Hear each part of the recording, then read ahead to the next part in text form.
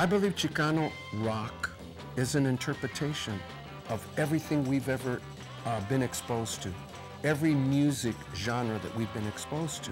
Now, baby. Something magical happens when an artist gets a guitar or a saxophone or a keyboard in his hands, and he begins to interpret of how we hear, how we feel music.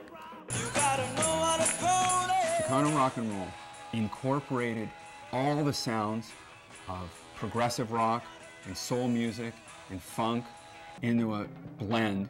It was the music of the heritage and the traditions of the Chicano people. The Chicano was ahead of his time because it was such a unique thing. It was, how do you handle something that nobody understands? It's too complex. It's too innovative. Music is important to everybody, everywhere.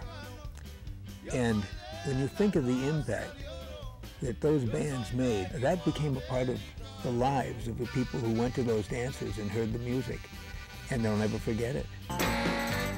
What we're slowly beginning to realize is that this unique mixture, the music of the experience of being a Latino in Southern California, that is its own art form, and there will come a time, it's already beginning to happen, when people will look to the West and say, that's where this music came from.